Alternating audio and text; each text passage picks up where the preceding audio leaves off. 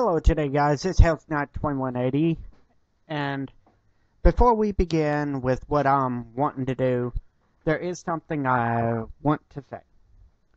I have been gone for a long time, but I was having to deal with a lot of personal issues that I'm not going to disclose on camera for reasons.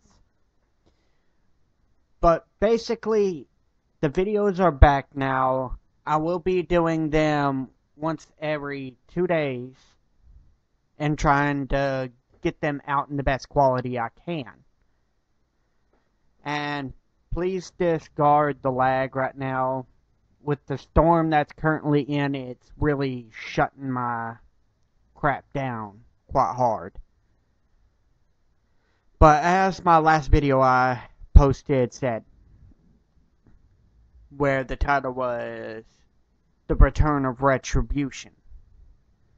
Retribution Gaming is basically my YouTube channel as is. But we're back. We're now making videos again. We should all be good now. But today what I am going to do, which is something I love doing, like I said, the lag is from the storm and shit that's coming through. It's pretty harsh. We're going to be talking about the basic necessities for a starter's Tinker's Construct. Tinker's Construct is one of my most favorite and most desirable mods that I love playing with. So far, here's what you're going to need. Yeah, like I said, lag. It's pretty bad right now. Basically, you're going to need a smeltery. That is the heart of the mod. If you ain't got a smeltery, basically don't plan on making any tinker's tools, anything like that. Because you ain't going to be able to without the smeltery. But there is one key way around the smeltery. But you need the other parts of it, which is pretty simple to get. But basically, the smeltery, you need seared bricks, which you smelt from grout. You need the controller, the faucet drain, the tank, and a lot of seared bricks. But this one is a common starter basic Tinker's Forge. Basically, it's just one block high in depth. It ain't going to be able to hold a lot of ores. But if you want to upgrade it later, you just make more seared bricks and just keep building it up. But now, turn off this rain real quick. Sorry, back. Seems like this world, it always rains in this world. Let's get past the lag. Basically, what I always do is I set my stuff up like this.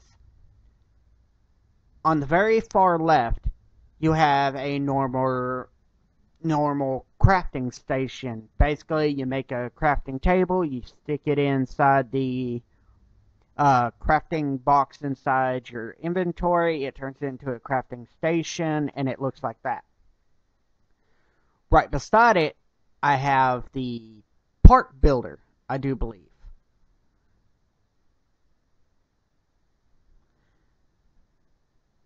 Sorry, I'm good with muscle memory, with knowing where stuff is and how it is and how I place it, but not by mind memory. Yeah, my part builder is next. I always keep them to the closest. Next, you have the common, everyday. This is going to be what you absolutely need for a beginner. It's a tool forge. It's going to be your main key to actually build the tools that you want. Yeah, no, I'm sorry. The lag is bad right now with this storm coming through.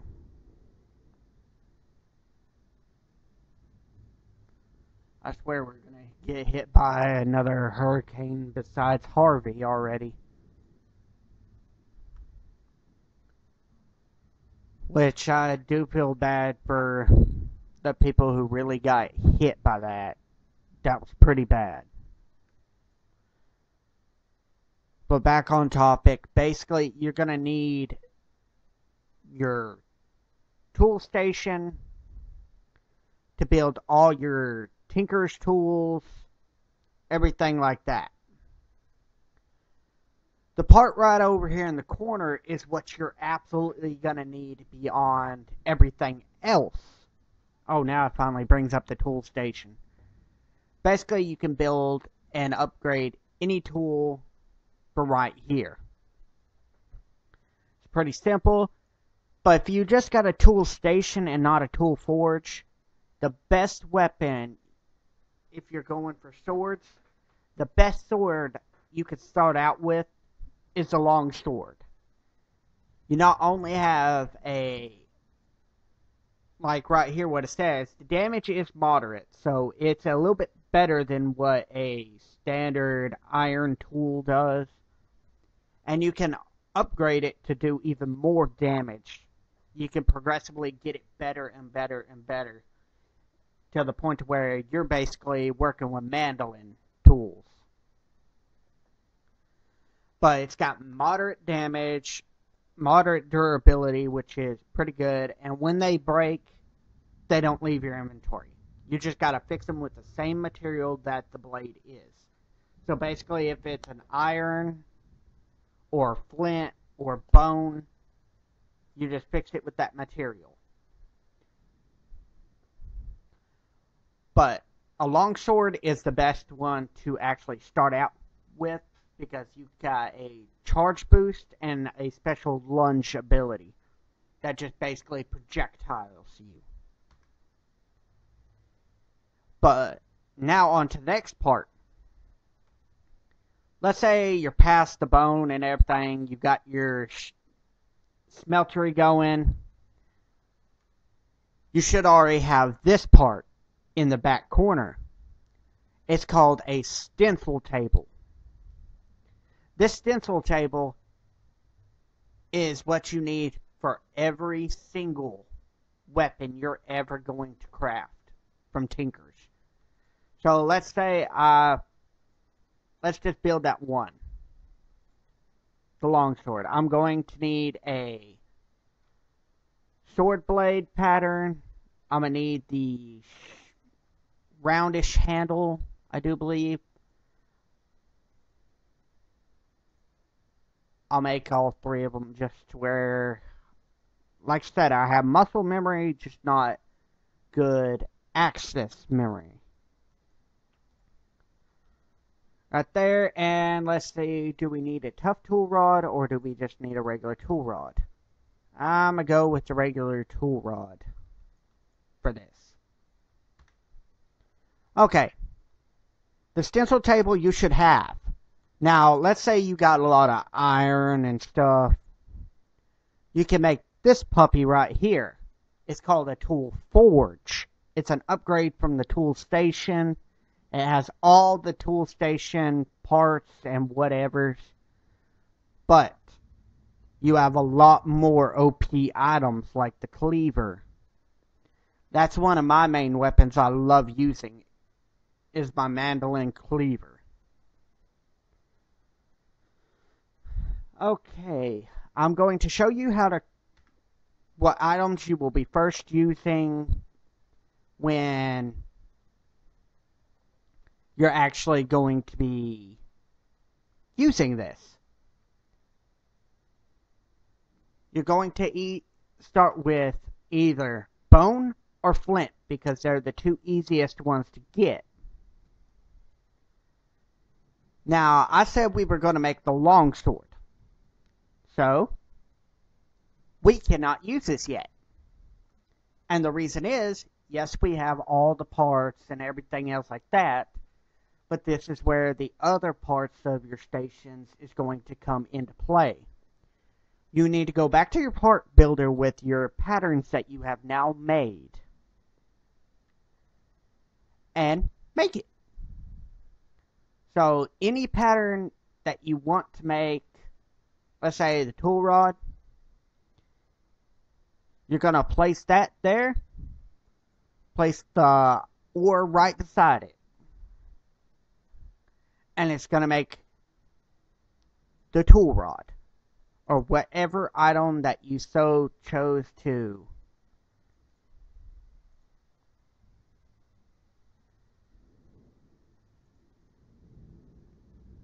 Oh, this lag is going to kill me, bruh.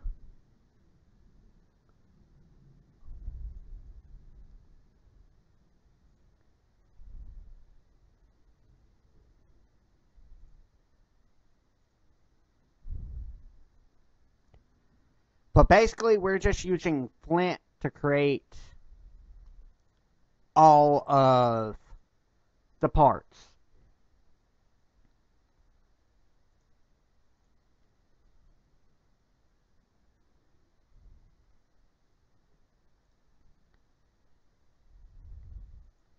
No, it wasn't that one.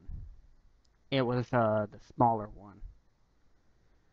Which really and truly, many of these parts you can use for the other weapons, but it's only if it's actually able to be used with the others.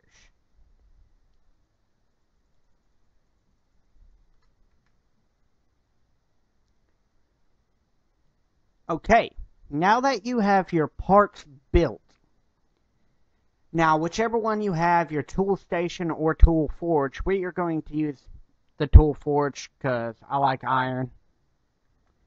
And I know I don't want to open the chest. This lag is bad. Oh. But we are going to use the tool station because this one I like a lot better. Basically, now that you're in your tool station or tool forge, you're just going to click the weapon that you're doing and put the parts in to the designated spots. And once you have, your weapon will be crafted.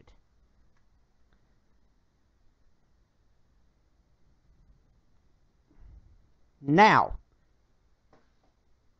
these weapons are really good to use in not only situations where it's...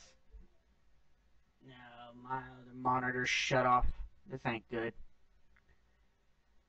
Da, da, da, da, da, da, da.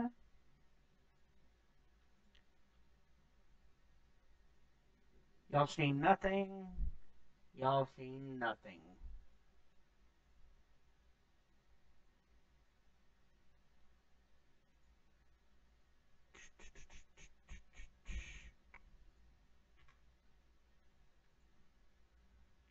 Okay.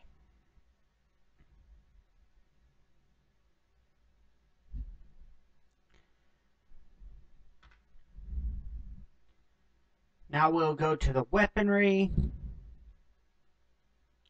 And I'm going to show you this. As you can see, it's just a flint longsword. It's a common based material. If you hold shift, it tells you all the stats of what it can do. It has a durability of 75. Its repair material is flint. Sprint damage is 4.5 hearts, and it has 1 modifier. Now, that modifier can be upped by a lot.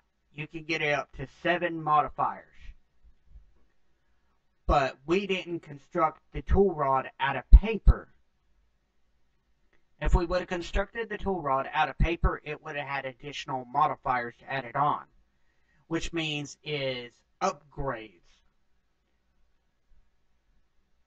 Like on my mandolin cleaver, for example, I used all my modifiers, which my modifiers consist of necrotic bones, consecrated, soil, quartz, and a nether star. It's basically all my modifiers to be able to get it up all the way, give it more attack damage, make it more durable. But the thing about my cleaver, if you see right up here where it says skill level expert,